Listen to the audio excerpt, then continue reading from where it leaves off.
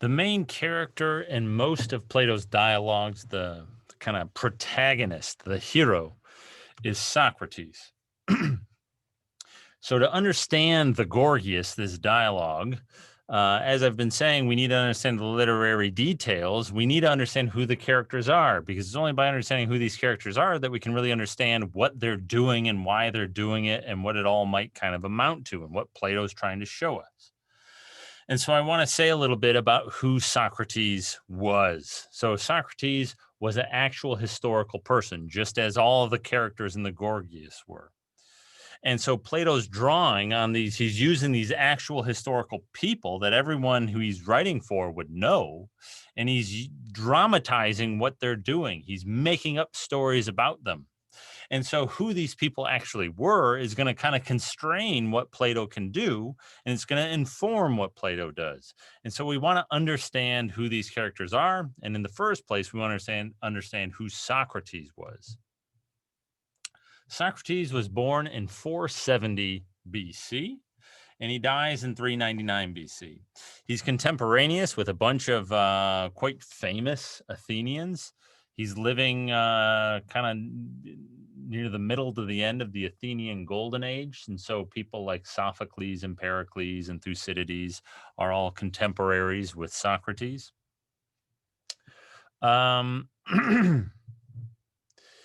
So he's a bit older than Plato. He's kind of like a generation older than Plato. He was 46 years older, and Plato was 25 when Socrates died. And so Plato was kind of, on his way, so to speak, a young man on his way when Socrates had died. Socrates never wrote anything, didn't write a single word down. Everything we know about Socrates, we know from people who wrote about him. And we know the most from Plato. So most of what we know about Socrates comes from Plato. But there were other people who also wrote about Socrates. Most famously, there was another kind of admirer of Socrates named Xenophon. Xenophon wrote some dialogues about Socrates. And so we know in the same way that Plato kind of did. And so we know something about Socrates from that. And then there was a comic playwright who's quite famous in his own right, named Aristophanes, wrote a play called The Clouds, in which Socrates was a character. And so those are our main sources for information about the actual person, Socrates. One thing that's common, at least in Plato and Xenophon, Socrates claimed not to know anything. He claimed to be ignorant of everything.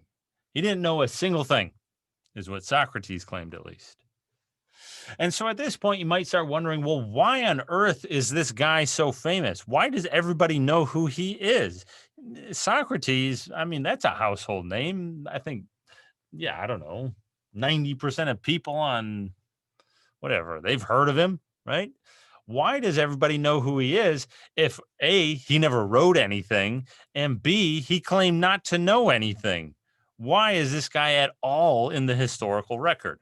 To start to understand why and start to really understand who he was and what he did, I want to tell you a story. The story comes, it's a story about Socrates' life, and it comes from a dialogue that Plato wrote called the Apology.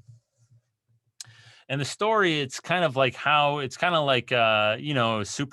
have their origin stories. This is kind of like Socrates' origin story. So the story is something like this. A guy who actually appears in the Gorgias as Socrates' friend, namely Xenophon. Way before the Gorgias was happened, but way before its dramatic date, so to speak, Xenophon decided that he was going to visit the Delphic Oracle. Now, the Delphic Oracle presided in the Temple of Apollo, which was in Delphi. And the Temple of Apollo and the Delphic Oracle there were really at the center of Greek religious practice. The Delphic Oracle was the most important, the most respected oracle.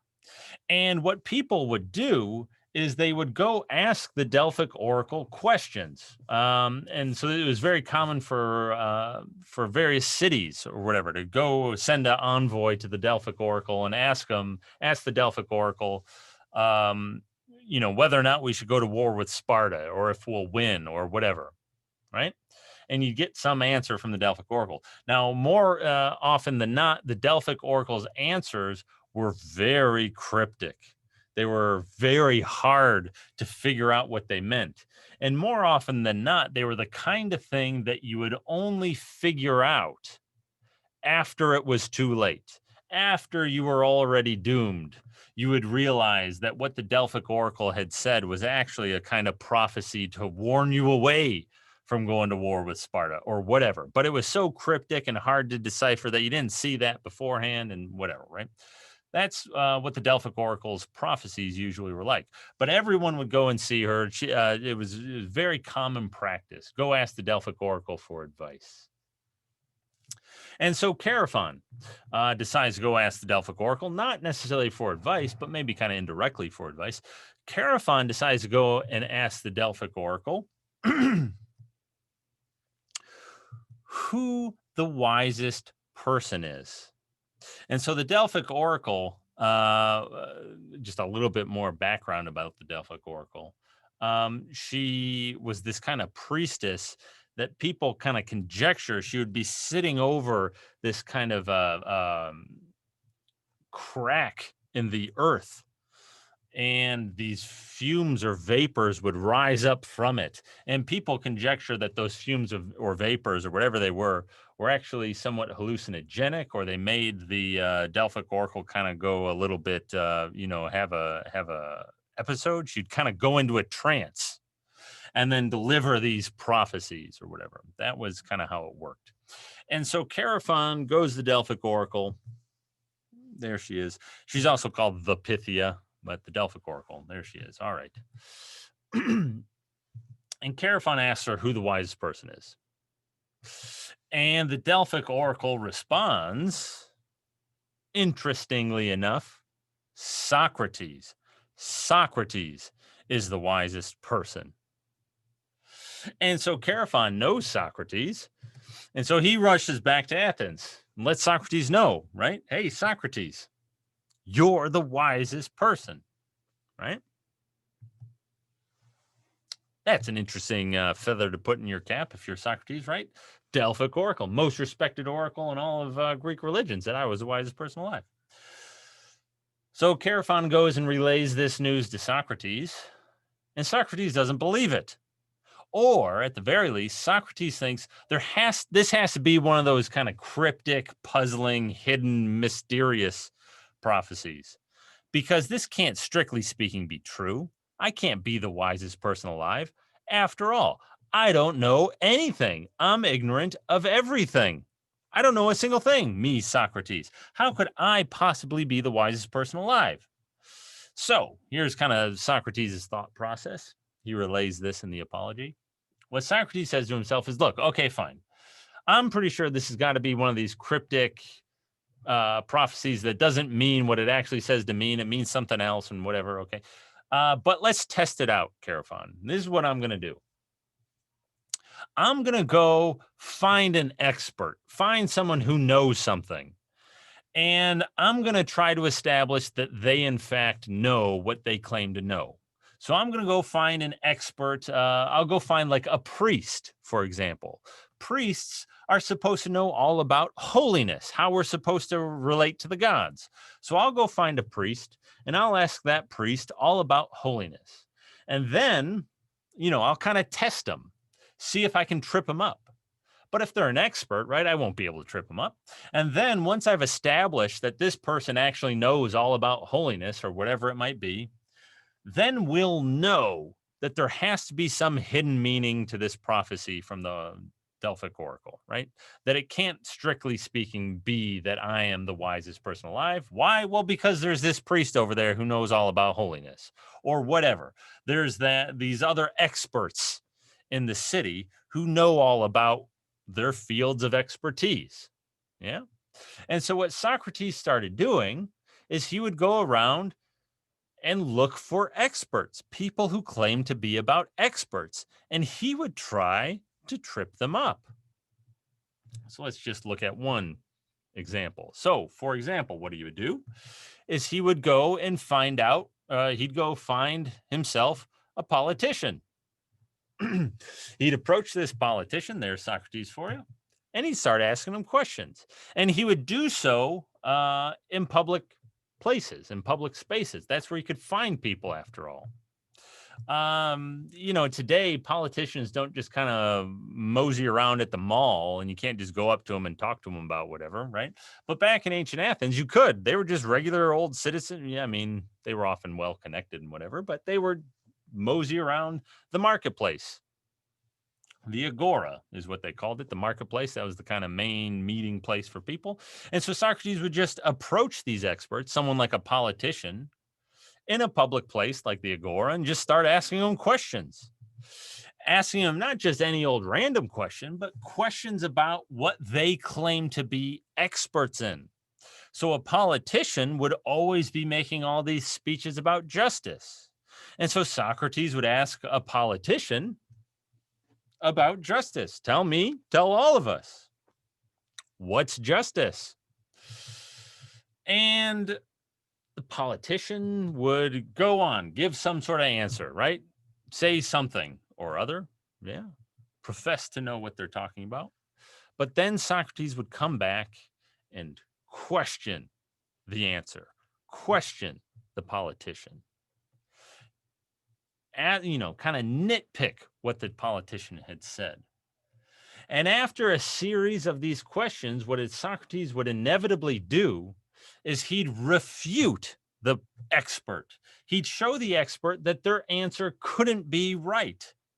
That he'd get the expert to contradict themselves, get them to say one thing and then get them to say the opposite. And we're going to see Gorgias do that in the Gorgias, right? So he'd get someone like a politician to contradict themselves in front of the public, in front of everybody. He would essentially embarrass these powerful people in front of everybody else, right? And so he would do this to politicians. He would do this to generals, like war generals. Yeah, you'd go up to a general and ask them all about courage and so on, and then show them that they don't know what they're talking about and so on. And he would do this in public places, right? And so he made enemies with lots of people who were very powerful, lots of very powerful people, all of the most powerful people, right? Because that's who these experts were. They weren't just random people. They were the most powerful people in the city, the most well-connected people in the cities, the politicians, the generals, right? The movers and shakers, whatever. And Socrates would embarrass them in front of everybody. Socrates would show them up in front of everybody. Socrates would do things that would really diminish their prestige or respect, right? If he embarrassed a politician, showed the people that a politician didn't actually know what they were talking about, didn't actually know what justice required or involved or was, right? That would be potentially very kind of injurious to that politician's reputation and to their livelihood, to their career, to their hold on power. And so what inevitably happened was a group of these politicians got together and brought charges against Socrates. The way the court systems worked in ancient Athens, there were no lawyers, there was no police force, there was no district attorney or anything like that. Rather, any citizen could bring charges against any other citizen, and it would have to be a private citizen who brought charges. So if there was a murder, there was no district attorney to bring charges against the murderer. A private citizen would have to bring charges. And then once they were in court, you didn't have a lawyer. Rather, the citizen who brought the charge would have to speak on behalf of the prosecution. They were the prosecution. They would have to make a speech. And the defendant didn't have a lawyer. The defendant would have to defend themselves. The defendant would have to give a speech in their defense. And they didn't have judges either. Instead, they just had a jury. For less serious crimes, the jury was 201 randomly selected Athenian citizens. For more serious crimes, it was 501 randomly selected Athenian citizens. And the way the trial worked, the prosecution, the person who brought the charge, would try to persuade the jury that this person was in fact guilty. And then the defendant would try to persuade the jury that he or she was not in fact guilty. And then the jury would decide, majority rules, right? 501, 201, so that you couldn't have a hung jury. Yeah. And so a group of these powerful politicians got together and brought charges against Socrates. They charged him with impiety and corrupting the youth. They charged him with impiety because Socrates, it's not going to be particularly important for what we're doing, but just very quickly, Socrates claimed to have a kind of guardian angel who watched out for him. It was called a daimon. That was the Greek word. And this daimon would basically just tell him to avoid certain things, would tell him no. And so Socrates says he was going to enter politics at some point in his young life, in his younger years. But his daimon, he heard this voice, this kind of guardian angel, the spirit, tell him no. And so he didn't, right? And in various places throughout Plato's dialogues, this happens. The daimon says no. And so Socrates, okay, fine. So he claimed to have something like this. This is the kind of little known fact about Socrates, or, it's a somewhat well-known fact about Socrates. And so that was the impiety charge. Would it really stick? I don't know. But then the second charge, corrupting the youth. Why was he charged with that? Well, because when he was going around Athens questioning these experts and embarrassing them in front of everybody, he acquired a following. People started seeking him out. People became really impressed with him. Today, in today's society, young adults, right? 16, 17, 18, 19, 20, whatever, people that age, they're kind of on the make, right? People like you, yeah? You're looking to take that next step, and you're looking for some sort of guidance as you take that next step, right? And your guys' idea is that, well, look, you go to college. That's how, in our society more generally, that's how we have these young adults take that next step into being a kind of successful, contributing member of society, right? You go to college, and that's what ushers you from whatever, late childhood to early adulthood or something like that, right? Well, there was a similar kind of thing in ancient Athens, right? They still had young adults, they still had old kids and whatever, and they had to transition them from being children to being adults. And so these 16, 17, 18, 19-year-old Athenian citizens who are kind of on the make, who are promising, who are ambitious, they were often looking for guidance, for teachers. A group of those aspiring, ambitious, promising young Athenian citizens glom on to Socrates. They start following him around. They take him to be their teacher. Plato is one of these citizens, one of these young, aspiring, ambitious Athenians. He follows Socrates around, right? Plato's from a very well-connected family. They had big hopes for him. He falls in with Socrates. And that just ruins everything, right? Socrates ruins everything. He's not what, the powerful people of Athens don't want the next generation to be consorting with that guy, with Socrates. They don't want him to be like Socrates. And often enough, these followers of Socrates would try imitating him. So Socrates was very famously went around barefoot everywhere. And so some of Socrates, these young followers of his, would also go around barefoot everywhere. Things like that.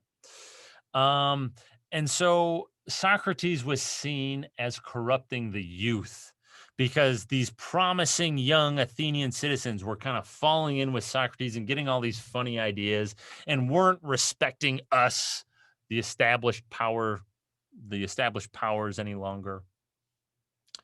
That's where the corrupting the youth charge comes from.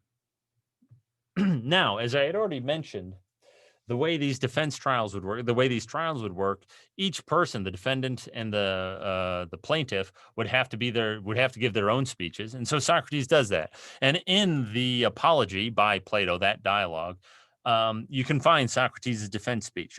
The Apology, it's not actually, it's not saying sorry. That's how we use the word in English. Apology is actually a Greek word. It's derived from a Greek word. And what it originally meant was defense.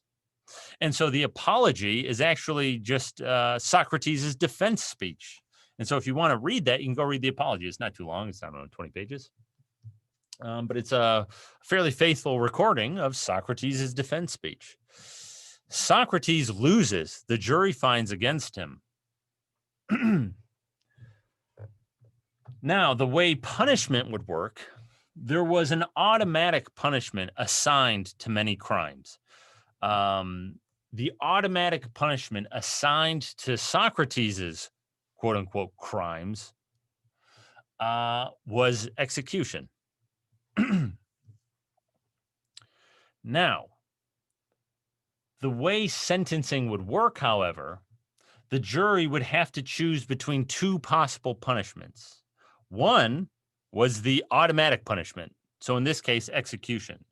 The other was whatever the defendant had suggested.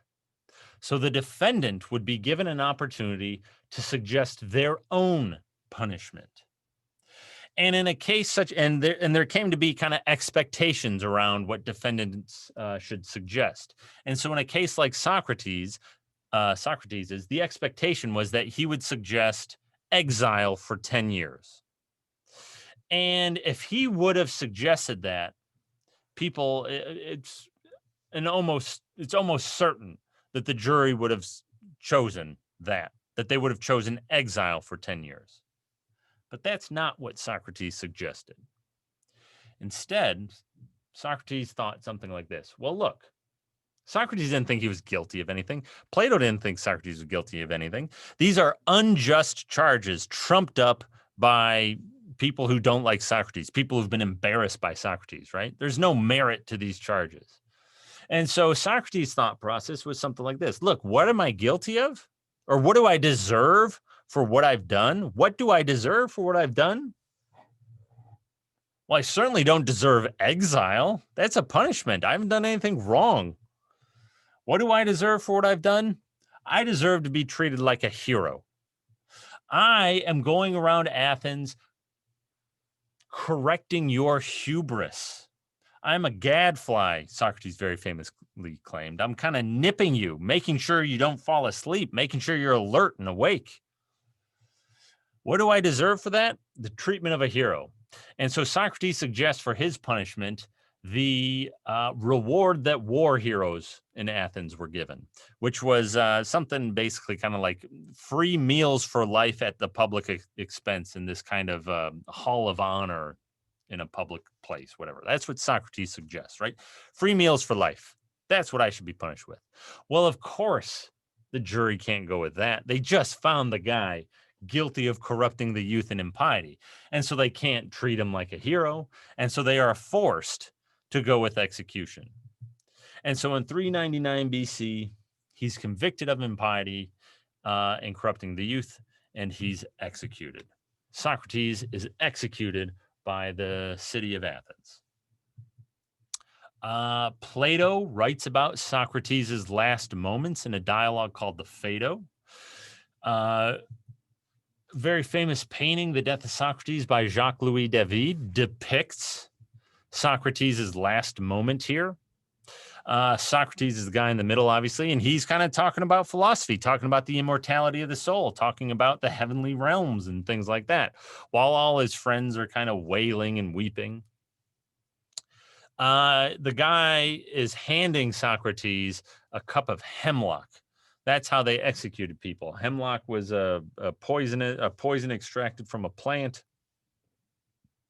That's how Socrates was killed. He was forced to drink the hemlock.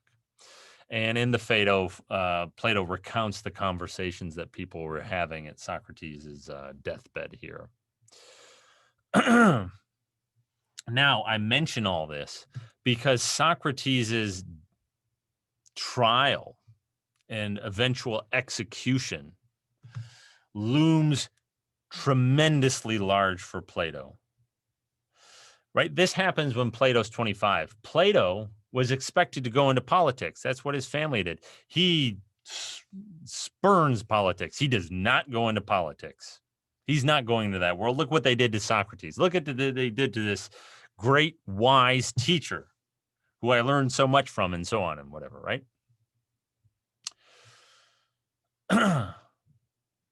The death of Socrates is woven into many of Plato's dialogues. And so this is one reason why the dialogues really shouldn't be read as actual historical conversations, but rather as kind of creations of Plato's own, because there's foreshadowing. There's foreshadowing in the Gorgias of Socrates' own death. That's impossible if this were an actual conversation that Plato was just writing down, right? And so as you read the Gorgias, keep these facts about Socrates' life in mind. Plato is using them. He's alluding to them throughout the Gorgias. And so if you think that there might be an allusion to Socrates' trial, to the justice system, to unjust charges being brought against, and whatever, all this kind of stuff, and how you defend yourself and so on. If you think you see allusion to that, you do. It's there. Plato weaves that in to the Gorgias. And so that's something that we're going to pay attention to as we proceed through the Gorgias.